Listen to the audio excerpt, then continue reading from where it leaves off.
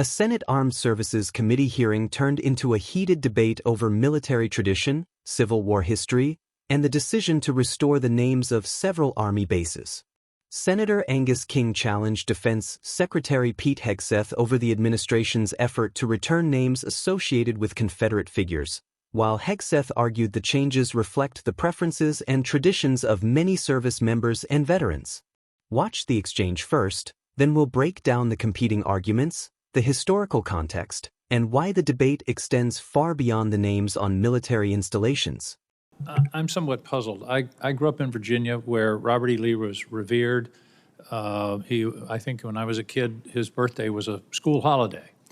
But as I grew older and learned more about American history, I learned that he fit the classic definition of a traitor.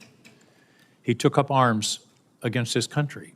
He broke his oath as a member of the United States Army, which he took upon entering his career at West Point. Why are you going through these incredible gymnastics, finding current soldiers or other soldiers to rename? And you slipped a minute ago. You said we're returning these bases to their original names.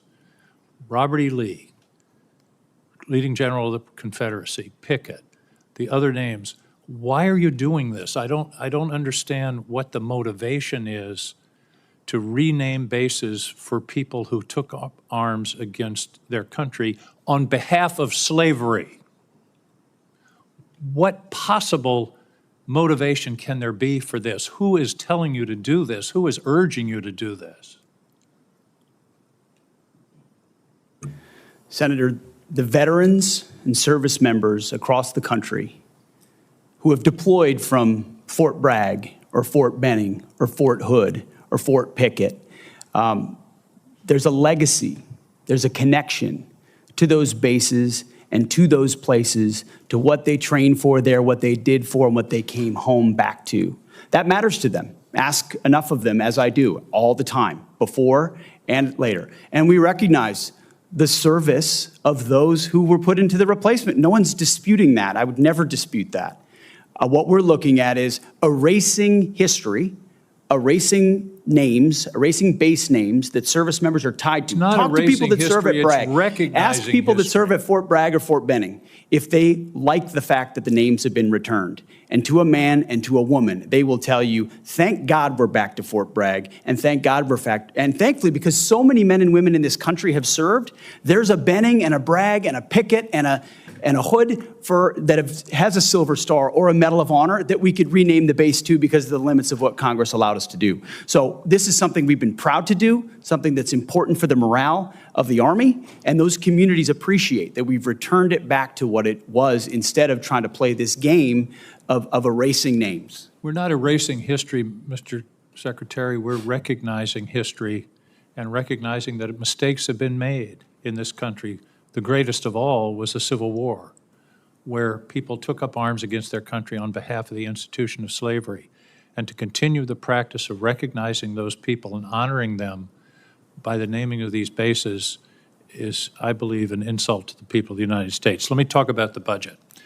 I don't understand why the budget is coming to us in two pieces. Why not give us an honest base budget instead of putting a piece of it in reconciliation? As I understand it, OMB is saying we're going to have a flat defense budget for the next 4 or 5 years. Are we planning reconciliation every year from now on? Why not give us an honest budget telling us what your priorities are, and then we can consider it. This committee always works in a bipartisan basis on a defense budget. We all want to see some increases in the defense budget, and yet you're giving us this this fake, here's a piece of the budget, here's another. You're cutting, in the base budget, you're cutting shipbuilding in half and saying, well, we're going to make it up in reconciliation. Are we going to have reconciliation every year, which basically, by the way, puts a significant part, 10 or 15% of the defense budget in a wholly partisan decision-making process, whereas in the history of this committee, it's always been bipartisan. Why are we doing it this way?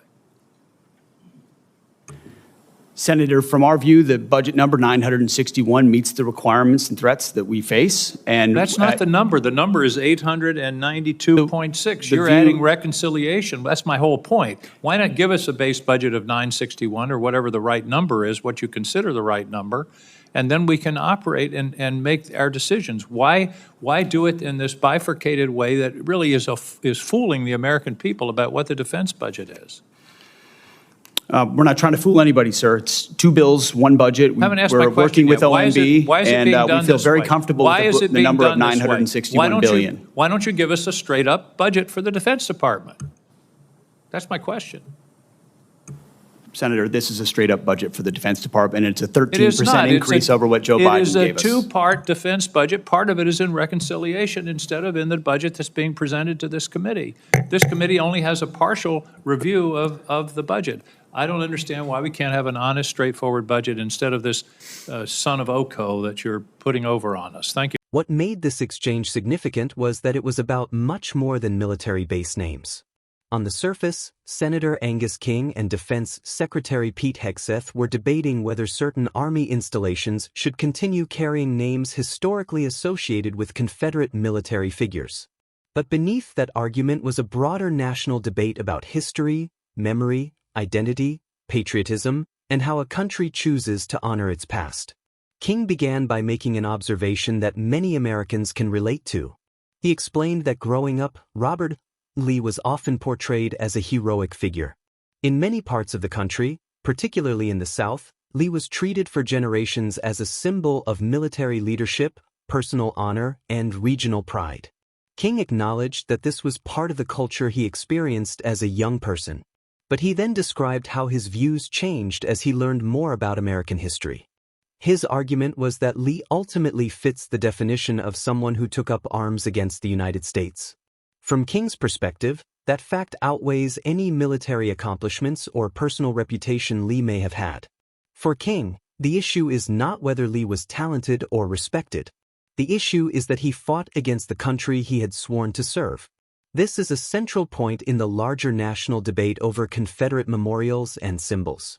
Supporters of removing Confederate names often argue that public honors should reflect the values a nation wishes to celebrate. They contend that regardless of personal characteristics, leaders of the Confederacy fought to preserve a government that was tied to slavery and rebellion against the United States. From this perspective, naming military bases after Confederate figures sends the wrong message about what the nation chooses to honor. Hegseth approached the issue from a very different angle. Rather than focusing primarily on the historical actions of Confederate leaders, he focused on the experiences of modern service members. His argument was that military installations such as Fort Bragg, Fort Benning, and others have developed identities that extend far beyond the individuals originally associated with those names. For many soldiers, veterans, and military families, those names are connected to deployments, training experiences, friendships, sacrifices, and service.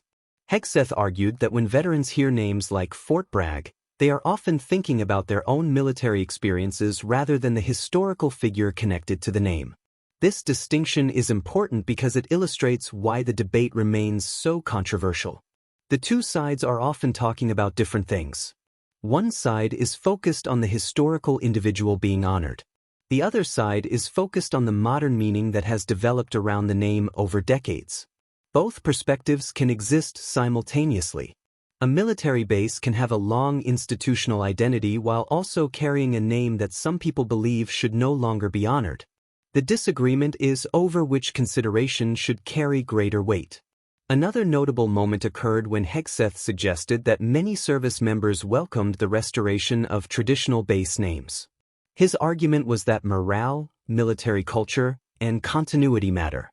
He framed the decision as respecting the preferences of people who trained, served, and deployed from those installations.